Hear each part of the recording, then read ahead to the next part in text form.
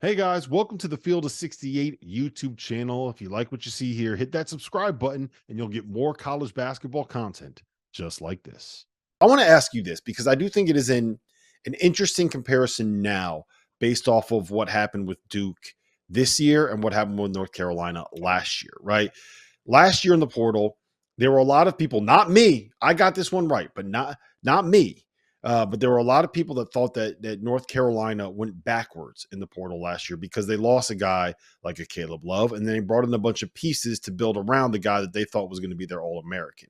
I think what we're seeing right now with Duke is a similar situation where they've lost a bunch of people in the portal, and they went out and they brought in pieces to build around a guy that they think is going to be their All-American in Cooper Flag.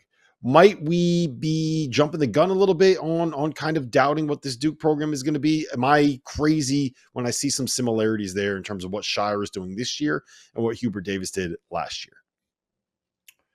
Yeah, I mean, like there are some similarities. They don't come in with the same rep. Harrison Hingram still came in last year. He didn't have a great year, and they didn't have a good year at Stanford the previous year, but he came in with a pretty big rep, let's be honest. Cormac Ryan, again, came in from a losing program, but you knew who he was, right? Like, I think people look at this group so far, and you're looking at Malik Brown and Mason Gillis. who else? Who? Mason Gillis. Yeah, Mason Gillis from Purdue. Thank you. So hard to keep track of everybody right now. Seriously, it's virtually impossible to keep track of everybody and where they're going. You got so many kids committing every day. So Malik Brown and Mason Gillis, and you're like, they're two pieces, right? Like Mason Gillis, obviously a proven shooter. Malik Brown, more of a Swiss Army knife type guy, but both are big, strong, physical. You look at it on the surface, you're like, okay, but like they've got enough high end talent. That's not the issue. It's plugging the holes with these veterans that are going to buy in their role, that are going to be able to do exactly what Jon Scheyer needs them to do around Proctor, around Cooper, around Caleb Foster. So, again, I think sometimes we make too much because the most talented teams, Rob, generally they haven't won the whole thing. Like, again, you make fun of me for saying like Indiana's starting five, that game was almost as talented as UConn's. But do you think UConn was the most like talented team in the country this past year? No, of course they weren't.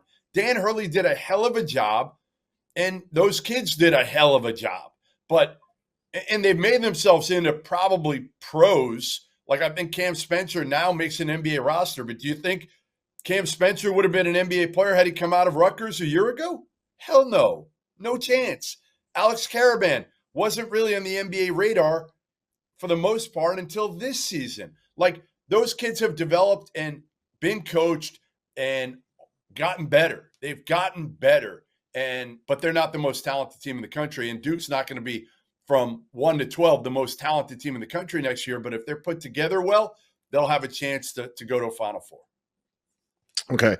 I'm just gonna say this because I couldn't live with myself. I couldn't go to sleep at night. I wouldn't be able to wake up in the morning if I didn't say this. UConn may have the first two college players drafted in the NBA draft. They have two guys that are projected on most mocks to be top 10 picks. And there's a very real chance that all five players in their starting lineup, Cam Spencer, Tristan Newton, and Alex Caravan included, all end up hearing their names called on NBA draft night. So there's a real chance that five guys from UConn's team could end up getting drafted, including two top 5 picks and the two top picks out of the college ranks, but they weren't the most talented team in college basketball. Thank you for watching the Field of 68. If you've enjoyed what you've seen here, hit that like button, share this link with your friends, or check out the description for some other places that you can consume Field 68 content.